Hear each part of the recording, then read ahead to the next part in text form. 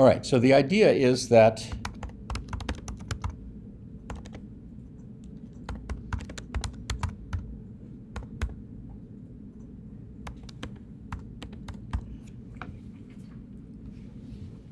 okay, so now you know what this is. I'm defining it to be private, and the reason I'm defining it to be private is because nobody else has any business working with this.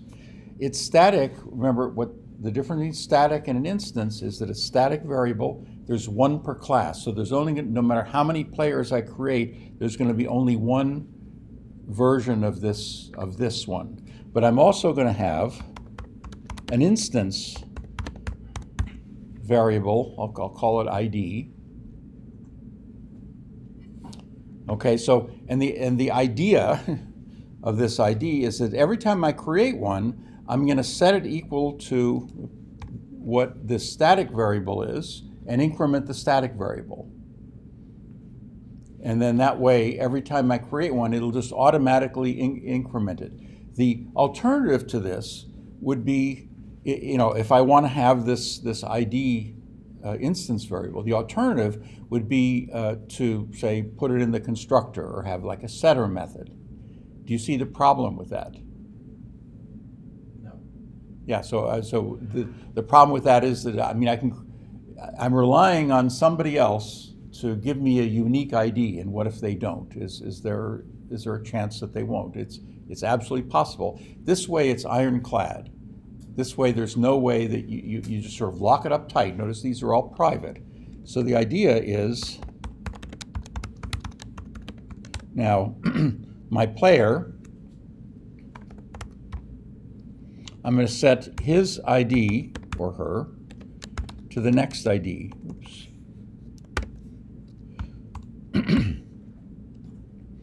And remember that constructors and instance methods do have access to both instance variables and static variables. But static methods, again, just keep in mind, do not have access to instance variables. Okay, so keep that in mind. But here, this works because a constructor has access to the static variable. And now, let me, just to illustrate this.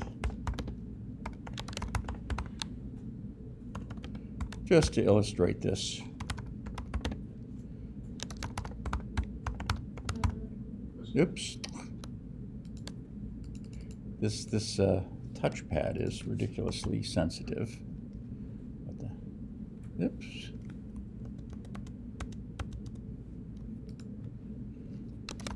And what I encourage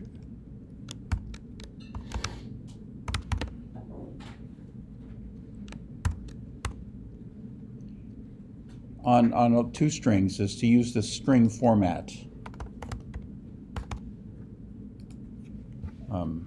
thing. And again, it's also always a good idea to indicate which methods are being overridden. Again, it's not required, but it's a good thing. Okay, so now there's going to be more, and you're going to have to do the more. But just to kind of show you how this works, let's create a bunch of these.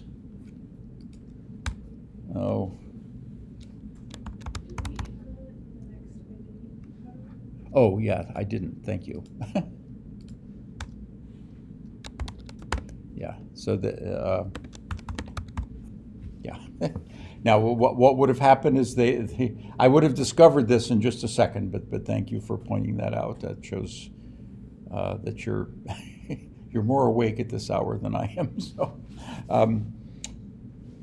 you have to if I didn't increment it, I would have discovered that I'd create, say, 10 players, and they would all have index of 0. And I go, okay, what went wrong? That's why, by the way, I'm going to use kind of my screw up to have a teaching moment, as it were, that just do a little bit and then make sure that what you did is right. Again, I would have found out immediately because I was just about to create a bunch of them and print them out, I would have discovered that they all have the same ID. And then, okay, why do they have the same ID? And then I'd go back and discover this. If I hadn't done that, I could have charged ahead, written a whole bunch of code, then come back, and then it would be acting kind of weird, and I'd say, what the heck is going on? So I'd have to go all the way back to the beginning. Now in this, you got to be a little careful because sometimes NetBeans has these clippy moments. Here's a clippy moment. It says, oh, this instance variable ID can be final. Actually, I take that back. That's actually a useful suggestion. So we talked about final, right? So the idea is that if once I have an ID, I'm not going to change it. So that's actually a good thing. But next ID would not be a good idea to be final, because otherwise I'd never be able to increment it. Okay, so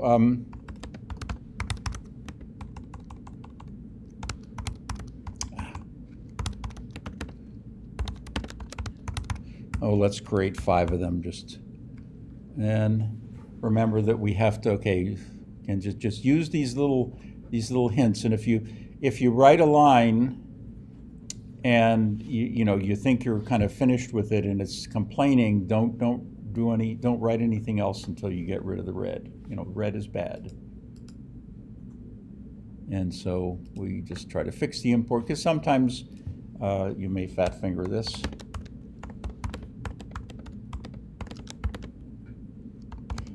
And again, if we're looping over an entire array, we always want to have the upper limit be the length of the array if we're doing the whole thing. In this particular case,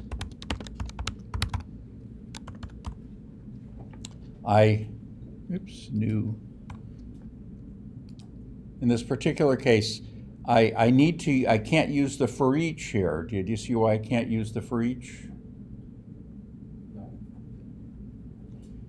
With the for each, in fact, here's the for each. So the for each is this.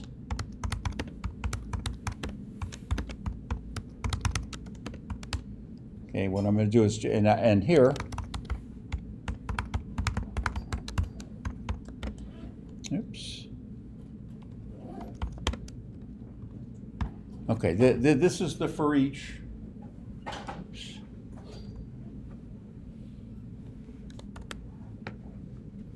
Where if I'm going to loop over every element of the array, and I don't really care about the index, then this works.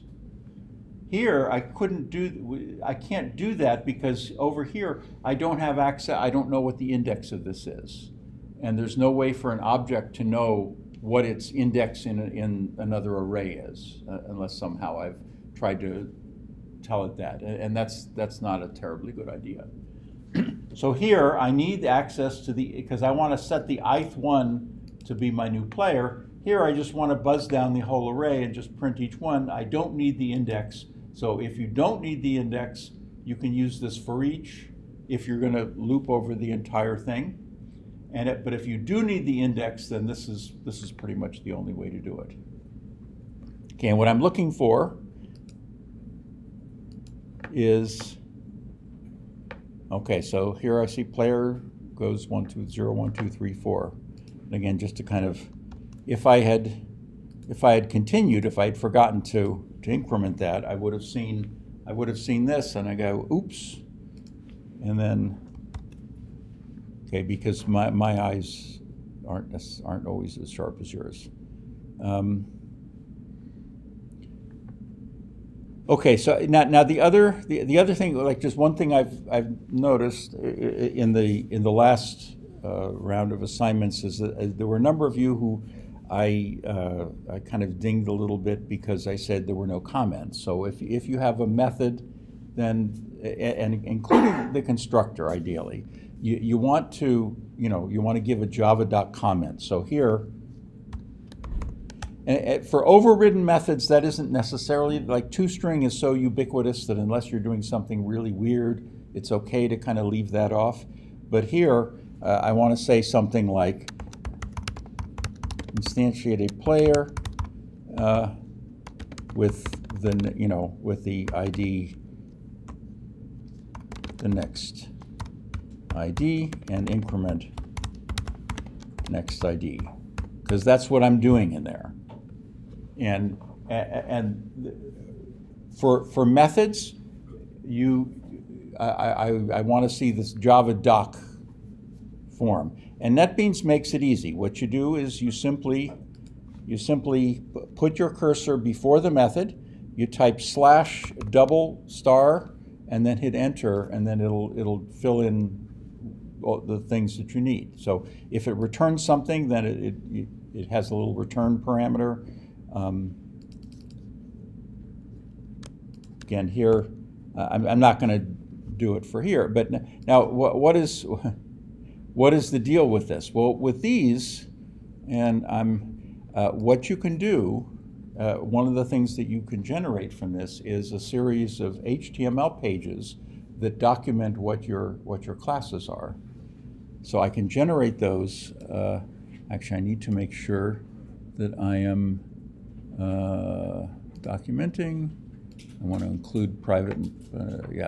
For some reason the default doesn't include all these things. But if I right-click on my project and say generate Java doc, then it gives me some warnings and some.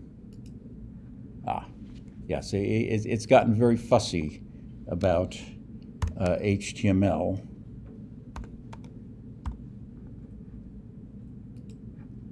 And so HTML,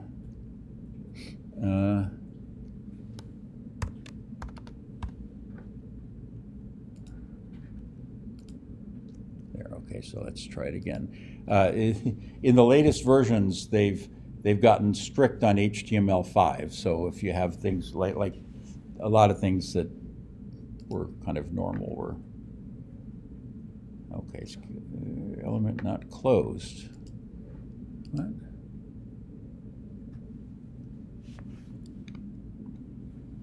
Zero element. See, and what this is, this is supposed to be HTML5, and so it's very fussy about all that. And okay, so they're just a little, and it's giving me a warning here for something which. Okay, so these are the HTML pages that have been generated. And so, for example, here's what I just did. And so what it does is it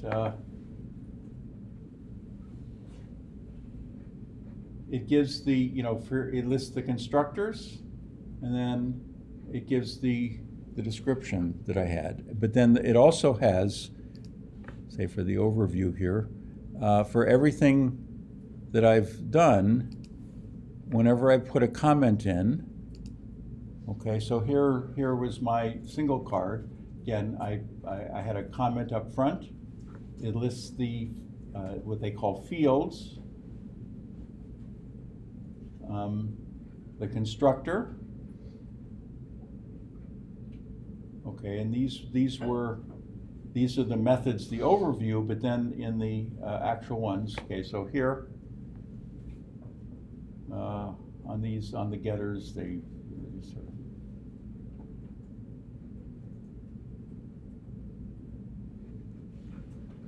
And at the very top, it gives you the hierarchy. So in this case, we have single card extends object. Okay, so